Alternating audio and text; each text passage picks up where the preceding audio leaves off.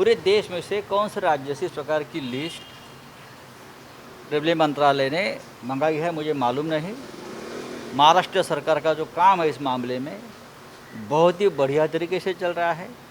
हम मानते हैं कि रेलवे मंत्रालय पर बहुत बड़ा प्रेशर है पूरे देश से लोगों को अपने अपने घर पहुंचाना। महाराष्ट्र ने जितनी मांग की थी रेलवे ट्रेन्स की उतनी नहीं मिल पाई है। इस बारे में अगर सरकार की तरफ से कोई टिप्पणी की है तो उसमें कोई इतना गुस्सा होने की ज़रूरत नहीं है। और देखो, लाखों मजदूरों को महाराष्ट्र सरकार ने अपने गांव, अपने घर, अपने प्रदेश में पहुंचाया है, ये बड़ी बात है। बहुत से लोग अभी भी अपने घर जाना चाहते हैं अपने अपने अलग अलग राज्यों में। अगर सरकार, राज्य की सरकार और केंद्र की सरकार दोनों मिलकर प्रयास करें तो ये लोग अपने घर पहुंच सकते हैं। सर, उनकी तरफ से कहा गया कि 46 ट्रेनों की लिस्ट ही आपकी तरफ से दी गई, जबकि वो 125 ट्रेनों को लेकर वो लोग तैयार हैं। जो लिस्ट हमारे पास हमको देनी थी वो हमने रेलवे मंत्रालय को दी है और उसकी सूची भी हमने जारी की। कितनी ट्रेनों की सर? कितनी ट्रेनों की? आपको लगता है इसमें पॉलिटिक्स हो रहा है? देखिए, पॉलिटिक्स नहीं होना चाहिए। मुख्यमंत्री साहब ने कल जो बयान दिया है उनके फेसबुक लाइव में तो यही कहा था कि सरकार चाहे किसी भी पार्टी की हो, किसी भी राज्य में, केंद्र की जिम्मेदारी है, आप हमारे गार्डियन हैं। तो पक्षीय राजनीति, पॉलिटिकल जो राजनीति है अपनी अपनी पार्टी की, वो नहीं करनी चाहिए।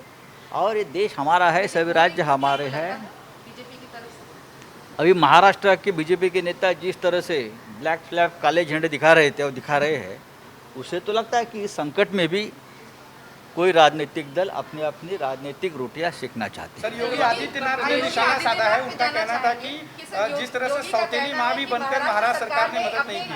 मजदूरों का देखभाल नहीं किया, क्या इसमें कोई सच्चाई?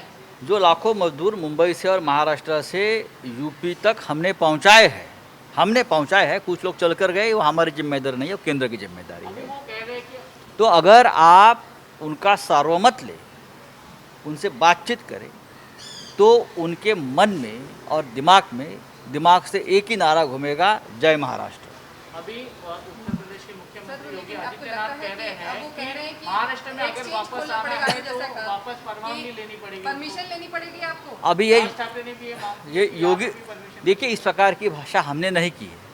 इस प्रकार की भाषा का इस्तेमाल, दुर्भाग्य है, उत्तर प्रदेश के मुख्यमंत्री जिन्हें हम संत का दर्जा दिया है, वो महात्मा है, योगी जी ने की है। इतने साल से हमने पूरे देश के मजदूरों को मुंबई ने पाला है, पोसा है, बड़ा किया है, घर दिया है, दाना पानी दिया है। उसमें से ज़्यादा उत्तर प्रदेश के थे। हमारे यहाँ एक भाईचारे से रहते थे। अभी संकट के घड़ी में मजबूरन उनको जाना पड़ा। ये केंद्र सरकार की कुछ नीतियाँ उसमें जवाबदार है। लॉकडाउन की वजह से काम नहीं है तो उसका दोष अगर कोई राज्य सरकार को देता है तो ये ठीक नहीं है। तो क्या लेकिन परमिशन के लिए आप लोग अप्लाई करेंगे अगर आपको मजदूर चाहिए तो?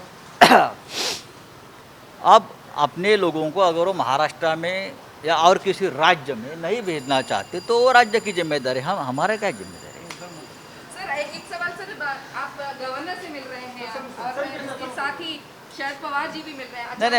नहीं, मैं राज्यपाल से 2 दिन पहले ही मिलकर आया हूँ।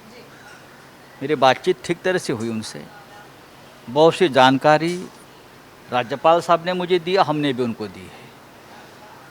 राज्यपाल साहब जो है वो महाराष्ट्र के गार्डियन है, संवैधानिक प्रमुख है हमारे। उनसे हमेशा बातचीत होना ज़रूरी होता है, आदान प्रदान होता है, इस तरह से होता है। पवार साहब मिले हैं। वजह क्या है कि सब मिल रहे हैं अचानक? महाराष्ट्र में या देश में जिस प्रकार का एक संकट बना है तो राज्यपाल जानना चाहते हैं हर व्यक्ति से, प्रमुख व्यक्ति से, कि क्या हो रहा है और क्या करना चाहिए। ये राज्यपाल की एक अच्छी भावना है कि वो सबसे बात कर अपनी भूमिका बनाना चाहते हैं और अच्छी बात है। ऐसे राज्यपाल एक्टिव होने चाहिए सामाजिक कार्यों में। लेकिन ये सरकार किसकी है, महाविकास आघाड़ी की या शिवसेना की? ये सरकार, पूर्व मुख्यमंत्री कह रहे कि ये शिवसेना की सरकार है। ऐसा है, जब देवेंद्र फडणवीस थे मुख्यमंत्री तब हम भी कहते थे बीजेपी की सरकार है, क्योंकि मुख्यमंत्री बीजेपी की तरफ से थे। जिसका मुख्यमंत्री होता है जिस पार्टी का, उस पहचान, उसी की पहचान सरकार को मिलती है। ये सरकार गठबंधन की है, महाविकास आघाड़ी की है।